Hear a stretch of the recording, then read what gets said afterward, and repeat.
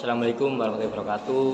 Perkenalkan, nama saya Dharma Trijaya, kelas 12 3. Di sini saya akan menceritakan tentang tragedi Trisakti 1998. Tragedi Trisakti 1998 adalah peristiwa penembakan terhadap mahasiswa Universitas Trisakti yang terjadi pada 12 Mei 1998 di Jakarta. Peristiwa ini terjadi di tengah gelombang demonstrasi besar-besaran yang menuntut reformasi dan pengunduran diri Presiden Soeharto. Saat itu, Indonesia sedang mengalami krisis ekonomi yang parah akibat dampak krisis finansial Asia 1997. Ketidakpuasan masyarakat terhadap pemerintahan Orde Baru semakin memuncak karena ketimpangan sosial, korupsi, kolusi, dan nepotisme KKN yang semakin merajalela. Pada hari kejadian, ribuan mahasiswa dari Universitas Trisakti berkumpul di kampus mereka dan kemudian menggelar aksi damai di sekitar kampus. Mereka menuntut reformasi termasuk penghapusan praktik KKN dan demokratisasi politik. Awalnya aksi ini berlangsung tertib dan damai. Mahasiswa yang hanya ingin menyampaikan aspirasi mereka tanpa adanya kerusuhan atau bentrokan. Namun saat sore hari, aparat keamanan yang terjadi dari polisi dan militer mulai mengambil tindakan represif untuk membubarkan massa. Ketika mahasiswa mulai mundur kembali ke dalam kampus Trisakti, aparat keamanan yang terjaga mulai melepaskan tembakan.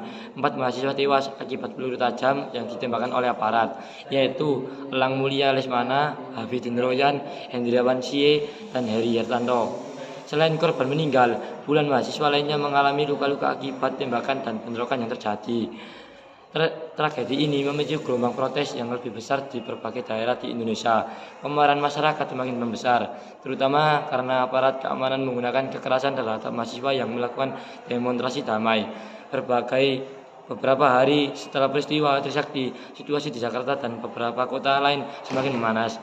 Kerusuhan besar pun terjadi pada tanggal 13-15 Mei 1998 yang dikenal sebagai kerusuhan Mei 1998. Dalam kerusuhan ini banyak pusat pembelanjaan, rumah dan tempat usaha dibakar serta terjadi berbagai tindakan kekerasan termasuk penjarahan dan serangan terhadap etnis Tionghoa.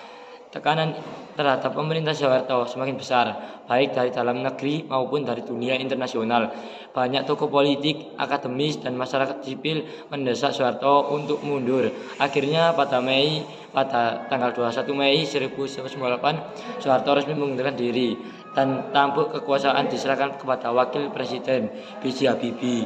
Meskipun peristiwa Trisakti menjadi titik balik dalam sejarah reformasi Indonesia, hingga kini kasus ini masih menyisakan tanda tanya besar.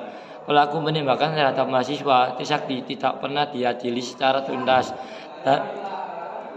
Banyak pihak menduga bahwa perintah tembakan berasal dari level tinggi dan pemerintahan atau militer, tetapi hingga kini belum ada kejelasan mengenai siapa yang bertanggung jawab. Tragedi Trisakti menjadi simbol perjuangan mahasiswa dalam menuntut demokrasi dan keadilan di Indonesia. Setiap tahun, peringatan tragedi ini masih dilakukan untuk mengingat perjuangan para mahasiswa yang gugur demi perubahan bangsa.